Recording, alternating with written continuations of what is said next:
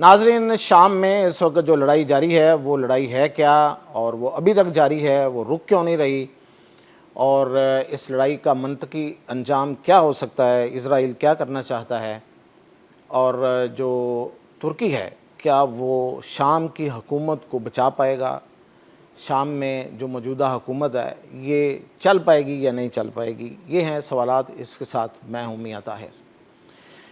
तो इस वक्त भी लड़ाई चल रही है। ये एक इलाका है सवेदा के नाम से शाम में, और वहाँ पे द्रूज़ रहते हैं।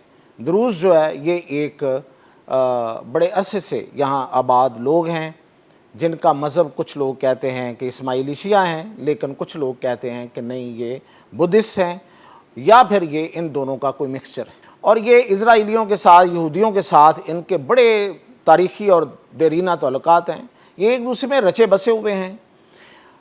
इतलात तो ये हैं कि गज़ा में लड़ने वाले बहुत से फ़ौजी जो थे वो द्रूज़ थे, और इवन जो पहला हमला करने वाला वहाँ पे कमांडर था वो द्रूज़ था।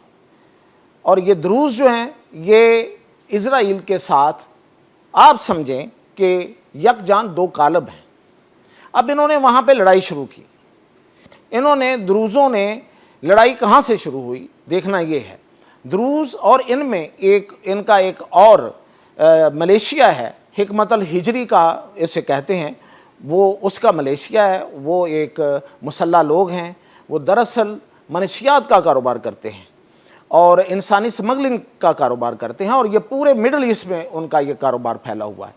तो इस लिहाज से वो अपने आप को ताकतवर समझते हैं, वो अपने आप को गुंडे समझते हैं। तो ये द्रूज़ जो हैं ये भी, इनको भी सबको फ़ौजी तरबियत हासिल है। तो ये लोग इधर रह रहे थे, तो शाम की हुकूमत को कोई इनके साथ मसला नहीं हुआ। लेकिन जो द्रूज़ जो इज़राइल के अंदर रहते हैं, असल में द्रूज़ जो हैं वो 3 मुल्कों में हैं। एक यहाँ रहते हैं इज़राइल के अंदर, शाम में और इराक़ में। जो इज़राइल के अंदर रह रहे थे उन्होंने सरहद पार करके शाम में आना शुरू कर दिया। असल में ये वही मंसूबा है जिस तरीके से आपने देखा होगा कि ये यहूदी किस तरह से काबज़ होते हैं आहिस्ता आहिस्ता।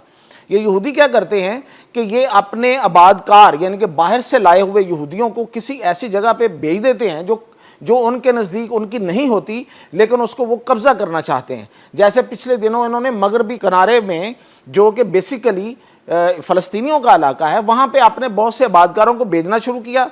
उन्होंने जाके मुख्तलिफ़ खाली मकानों पे और उन मकानात पे जो ज़ेर तामीर थे उन पे कब्ज़े करना शुरू कर दिए, और फिर ये जो इज़राइली फ़ौज है वो उनकी मदद को आ जाती है।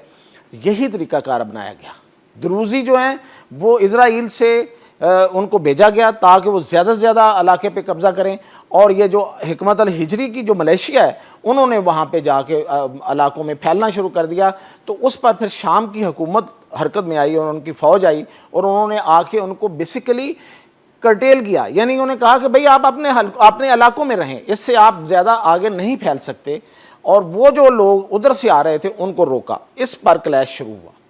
इस क्लैश पर जब शामी फ़ौज ने एक्शन लिया तो इज़राइल उनकी मदद को आ गया, और फिर उसने आके शाम में ख़ास तौर पे जो सदारती महल है उस पे आके हमले किए, जिसका एक ही मतलब था कि अहमद अल शरा जो इस वक्त सदर है वो उसको मार देना चाहता था। यानी कि वो द्रूज़ियों के मुकाबले में पूरी शाम की हुकूमत ख़त्म करना चाहता था।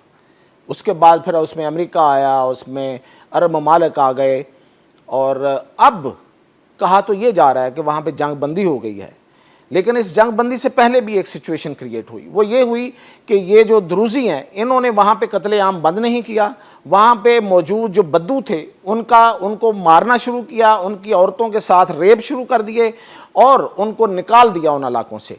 इस पर फिर जो पूरे शाम के बद्दू कबाइल हैं वो मिल के 70,000 के करीब लोग जो हैं वो फिर सवेदा में दाखिल हुए, और उन्होंने फिर बदला लेना शुरू कर दिया।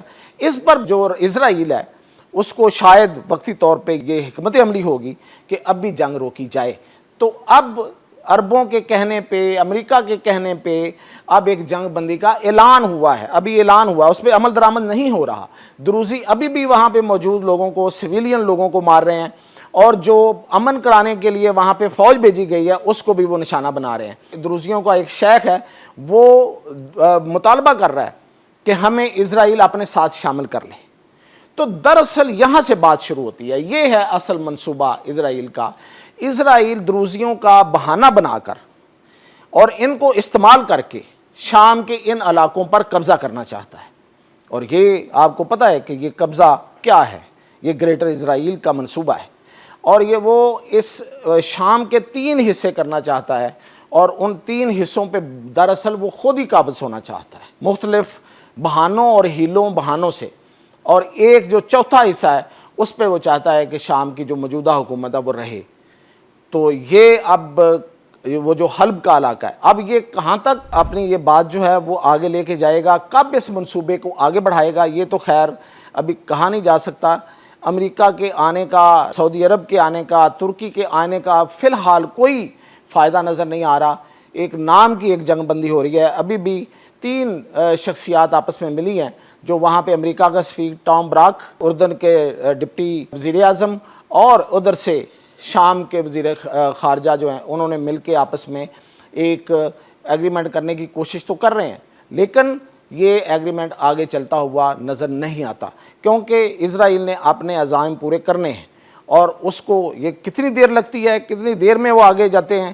لیکن اس کے مقابلے میں جو سب سے بڑی رکاوٹ ہو سکتی ہے وہ ترکی ہے. اب دیکھنا یہ ہے کہ کیا ترکی اس جنگ میں شامل ہوگا. یہ تو جنگ ہوگی, جب اسرائیل وہاں پہ قبضہ کرے گا, جو کہ وہ کرے گا, تو کیا ترکی اس کے ساتھ جنگ کرے گا.